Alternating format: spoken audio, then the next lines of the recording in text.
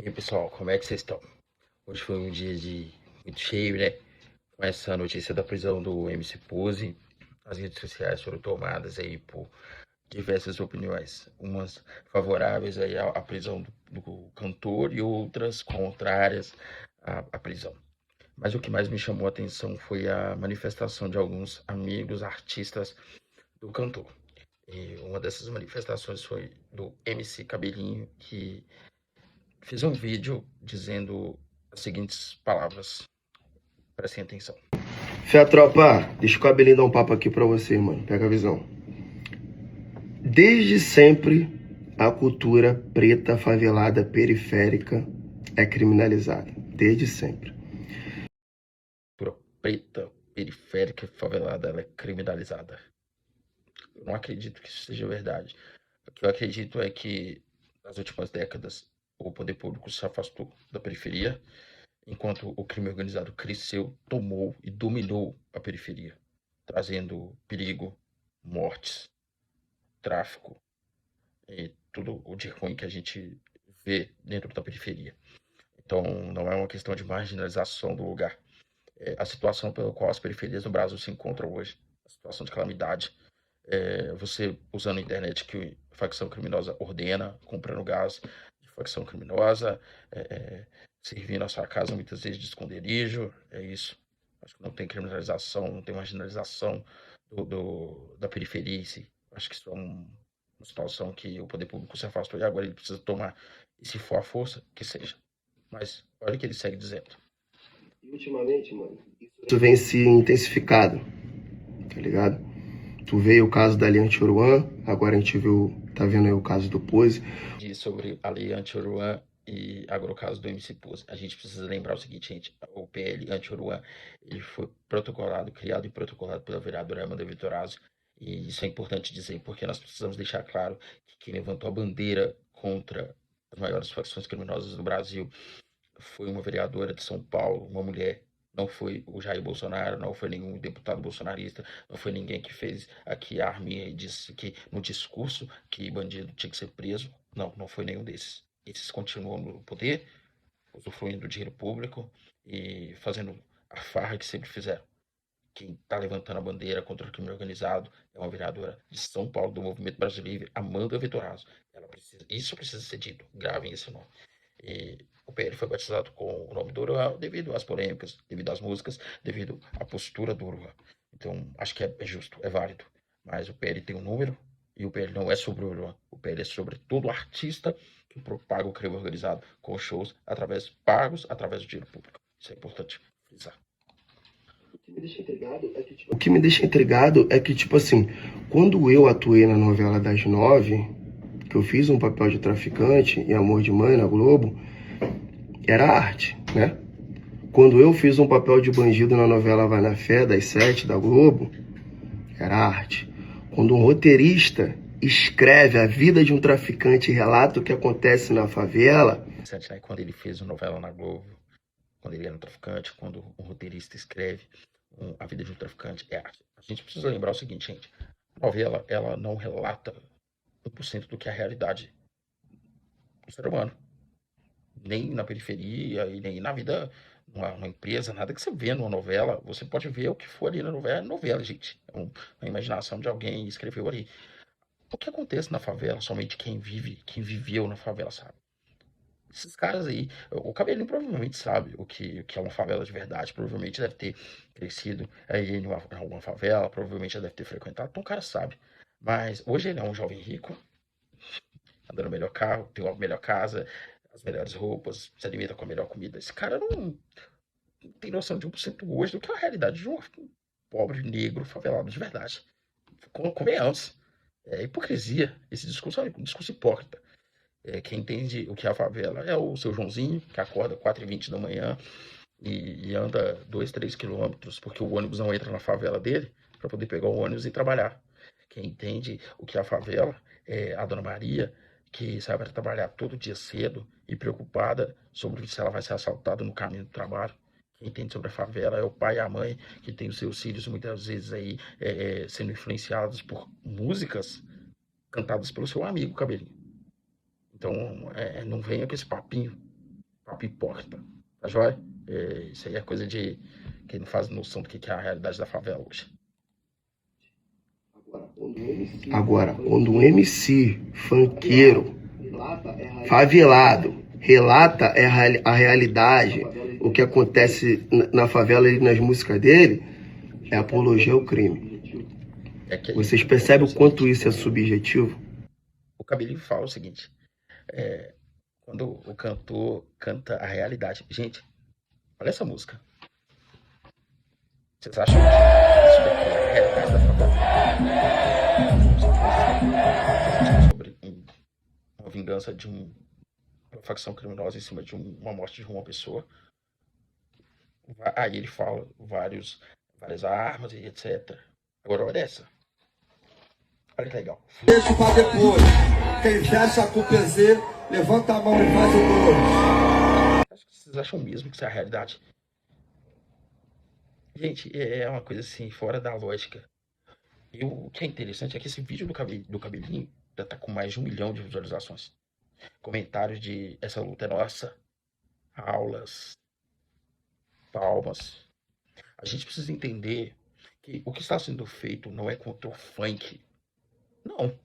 O que está sendo feito é contra a propagação do crime organizado dentro da comunidade.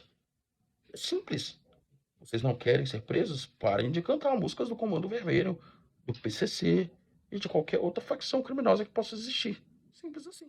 Porque isso que o MC Pose está fazendo aqui, isso é arte, gente. Isso aqui é propagação ao crime. Isso não pode. Pela Constituição brasileira, isso é crime. Ponto final. Mas o Cabelinho segue dizendo. E ele é interessante que ele tenta falar de uma forma intelectual. Vocês percebem como isso é subjetivo? E aí eu quero dizer, me explica, Cabelinho, como isso é subjetivo. Porque o seu amigo está fazendo a propagação do crime. E você quer que ele permaneça fazendo? Você quer que ele permaneça influenciando um jovem de 10, 11, 12, 13 anos? Que ele não sabe quase nada da vida? Você acha que esse jovem que está na escola hoje, sofrendo para estudar um monte de matéria chata, ele viu o MC Pose favelado que não sabe formar uma frase, cheio de colar de ouro, cordão de ouro para anel de ouro, McLaren, Ferrari? Você acha que esse jovem vai falar o quê? Opa, eu quero ser igual esse cara. E é isso. A realidade é essa. Agora, quem decide isso? Quem decide o que é apologia ao crime ou não? Sou eu, é você? Não, mano. Quem decide isso é um desembargador, um juiz, um político branco, racista, que não gosta de nós. Que nós temos um ponto. Quem decide isso é um desembargador, um juiz, um político, tal. Sim.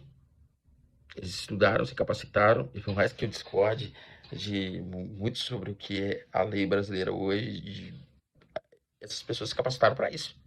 E elas têm que decidir se que isso é um crime e punir. E não, isso não é sobre racismo, gente. A gente precisa pôr um ponto final nesse discurso de que o que está sendo feito é racismo. Não é racismo. Não é racismo. O que está sendo feito é um combate contra o crime organizado, porque nós, quanto país, nós estamos à beira de viver um narco-estado, gente. A gente está prestes aí a ser um estado 100% dominado por facções criminosas. E o poder público precisa intervir. A polícia, o exército, a polícia militar, a polícia federal, ela precisa tomar uma postura, o poder público precisa dar a carta branca e falar, vamos tomar o território que é nosso, que é do cidadão de bem. Isso não é racismo. Tá bom? A gente precisa pôr um ponto final dessa discussão. Isso é uma discussão mentirosa. Isso é um argumento mentiroso. Isso é uma falácia. Eu nasci, cresci dentro de uma periferia. Sei muito bem como que é a realidade. Sei o que passam os moradores de uma periferia. E hoje eu ainda vivo num lugar que é um lugar periférico. Não é como eram as favelas aqui no outro caso, um em cima da outra, mas é um lugar periférico. E ainda assim, eu sou totalmente favorável ao que está acontecendo. Acho que a gente precisa entender que é um basta. Precisa de um basta. A situação não pode continuar tomando esse caminho. Um artista subir no palco e cantar uma música de uma facção criminosa. Ou gravar uma música enaltecendo a facção criminosa e soltando as maiores plataformas de stream no país. Isso não pode acontecer, gente. Então a gente precisa entender que isso não é racismo, mas ele segue. Exemplo, o caso do Pose agora, como é que o menor foi pra delegacia, mano? Descalço, sem camisa, algemaram o menor, humilhando o menor na frente da família Algemar o dele, dos menor. amigos. Não, e outra, descalço, sem camisa. Tem um vídeo do Pose, descalço, sem camisa, dentro de uma agência de carro, comprando um baita carro. E aí? E aí?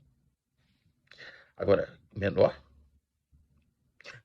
o cabelinho, é aquele jovem de 10, 11, 12, 13 anos que vai pra escola e muitas vezes consome essas músicas que não prestam, essas músicas que vocês escrevem muitas vezes somente para propagar esse lixo que é o crime organizado. A gente precisa entender isso. É muito simples. Menor. Da família dele, dos amigos. Pra sair, mano. PZ, essa luta não é só sua, essa luta é nossa. Tô contigo, conta com o meu apoio, com o apoio dos meus fãs, tá ligado? E é isso, tropa.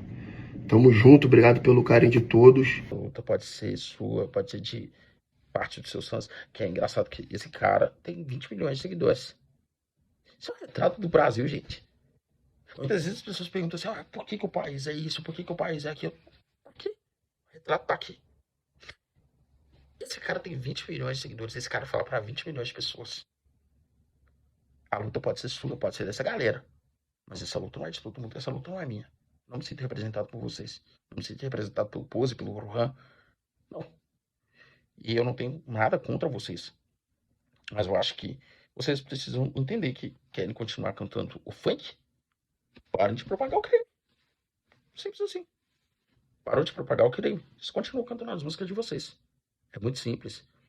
A gente precisa entender que é um basta. Precisamos dar um basta nisso.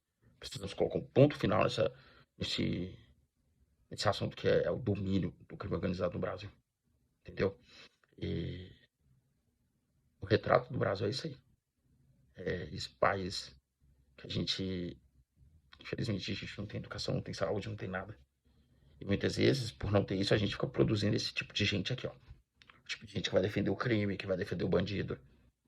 Entendeu? E eu falo isso porque eu cresci na favela, gente, sob uma condição de vida muito precária, e eu sei o que é isso.